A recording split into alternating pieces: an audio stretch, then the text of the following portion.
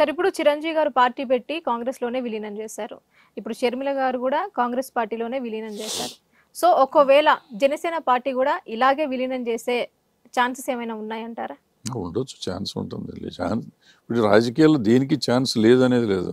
ఇప్పుడు అదే పవన్ కళ్యాణ్ గారు తెలుగుదేశానికి సపోర్ట్ చేశాడు, బీజేపీకి సపోర్ట్ చేశారు. అవును. మళ్ళీ కాదు వాళ్ళిద్దరు దొంగలు అన్నారు, మళ్ళీ వాళ్ళిద్దరు మంచోళ్ళు అన్నారు.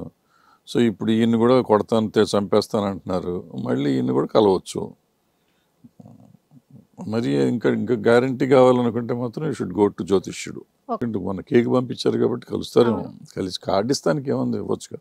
ఇప్పుడు ఇట్స్ ఇంట్లో ఫంక్షన్ జరుగుతుంది, ఎంత కాకపోయినా మాజీ ముఖ్యమంత్రి గారి అమ్మాయి ఆ అమ్మాయి, తర్వాత చంద్రబాబు నాయుడు గారును రాజశేఖర రెడ్డి గారు కూడా ఒకనొకప్పుడు ఫ్రెండ్స్గా ఉండేవారు, ఒక పార్టీలో ఉండేవారు. సో ఏం వెళ్ళి ఇవ్వచ్చు, తప్పేం లేదు దాంట్లో. వచ్చే అవకాశాలు 90% ఛాన్సెస్ ఉంటాయి. ఒకవేళ జగన్ గారికి ప్లస్ అయ్యే ఛాన్సెస్లు ఉంటే, ఇంతకుముందు షర్మిల గారు లోకేష్ గారికి ట్వీట్ చేశారు, ఏమని ఏదో విష్ చేస్తూ చేశారు. మరి ఇప్పుడు ఇట్లా కూడా అనుకోవచ్చు కదా సార్, ఆయనకి సపోర్ట్ చేస్తే వాళ్ళ అన్నకి యాంటీ అయిన లోకేష్ గారికి ఎందుకు ట్వీట్ చేశారు అని. ఫ్రెండ్స్ ఏమో, తెలిసేమో, పరిచయం ఉందేమో, ఏం తప్పే ఉంది దాంట్లో. ఇప్పుడు ట్వీట్ చేసినంత లోపల కొంపలు మునిగేది ఏమి ఉండదు కదమ్మా.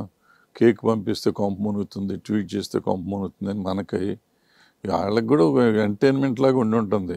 అసలు ఈ పిచ్చి సోషల్ మీడియా ఉంది కదా, దీంట్లో మనం కొంచెంసేపు ఆడుకోవచ్చు అనుకుని ఉండొచ్చు, అనుకుని ఆడుకుంటూ ఉంటారేమో. ఏమవుతుంది ట్వీట్ చేసినంత లోపల ఏమి జరగదు కదా. That doesn't mean she is going to join Telugu Desam party or ఏదైనా దానివల్ల వచ్చే నష్టం లేదు. ఇవాళ తెలుగుదేశం పార్టీకి బీజేపీతో కలిస్తే కానీ కాంగ్రెస్తో కలిస్తే కానీ ఆంధ్ర రాష్ట్రంలో నష్టం ఉంది, డైరెక్ట్గా నష్టం, వాళ్ళకి ఓట్లు పోతాయి. సో నాకు తెలిసి చంద్రబాబు నాయుడు గారు కానీ వీళ్ళు కానీ ఆ తెలుగుదేశం పార్టీ కానీ జనసేన కానీ కాంగ్రెస్తో కలిసే అవకాశం లేదు, కలవరు. ఏమో కలుస్తారేమో తెలియదు మనకి, బట్ 90% కలుస్తానికి ఛాన్సెస్ లేవు.